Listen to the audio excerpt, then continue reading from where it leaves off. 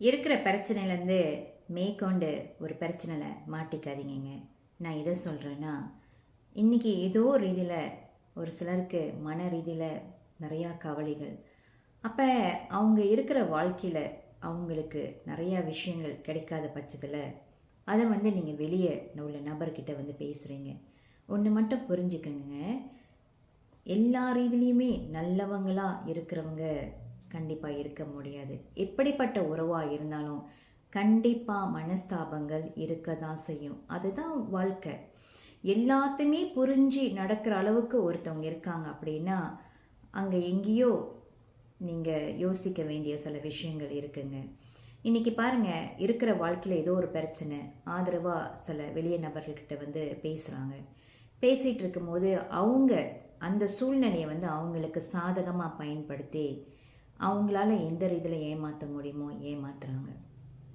இன்றைக்கி நம்மளுக்கு இருக்கிற துணை பிரச்சனையாக இருக்குது, அதுக்குன்னு அடுத்த துணை தேடி போகணும் அப்படின்னு நீங்கள் உண்மையாக யோசித்து பார்த்தீங்கன்னா அதுக்கு அவசியமே இல்லைங்க.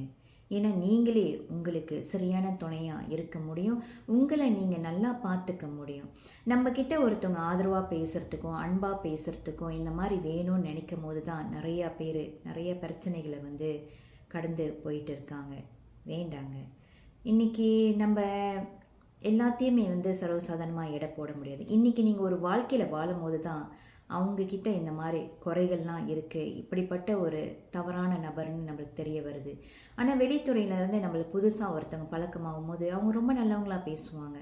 அந்த மாதிரி ஒரு வாழ்க்கை நம்மளுக்கு கிடைச்சிருக்கலாமே அப்படின்லாம் ஒரு எண்ணங்கள்லாம் ரொம்ப, ஏன்னா உங்களோட மனநிலைகள். ஆனால் எப்படி இருந்தாலும் உங்களை நீங்கள் பார்த்துக்கிற போல் யாருனாலையும் பார்த்துக்க முடியாது. ஏதாவது ஒரு உறவுகள் வரும்போது நீங்கள் பாருங்கள், அங்கே தப்பான ஒரு எதிர்பார்ப்புகள் இருக்குது. தப்பான ஒரு எதிர்பார்ப்புகள் சரியான வாழ்க்கை முறை ரீதியில் அது திருமணம் ஆகலை, ஒரு அடையாளம் இல்லாத பட்சத்தில் அவங்க தவறான விஷயங்கள் எதிர்பார்க்குறாங்கன்னா அவங்க தப்பானவனு தயவு செய்து புரிஞ்சுக்குங்க. இன்றைக்கி ரொம்ப பேர் கண்ணீரோடு இருக்காங்க. ஏன்னா நம்ம சில நேரம் சில ரீதியில் ஏதோ ஒரு யோசனைலையோ ஒரு எதிர்பார்ப்பில் போன பட்சத்தில் அது ஒரு காரணத்தினால உங்கள் வாழ்க்கை உங்களை நம்பி தாங்க இருக்கணும். மற்றவங்க வரவங்க நம்மளுக்கு சந்தோஷம் கொடுப்பாங்க, பார்த்துக்குவாங்க அப்படின்னு தயவு செய்து உங்களை அடுத்தது வேறு யாருமே பார்க்க முடியாது. நீங்கள் மட்டும்தான் உங்களை ரொம்ப நல்லா பார்த்துக்க முடியும்.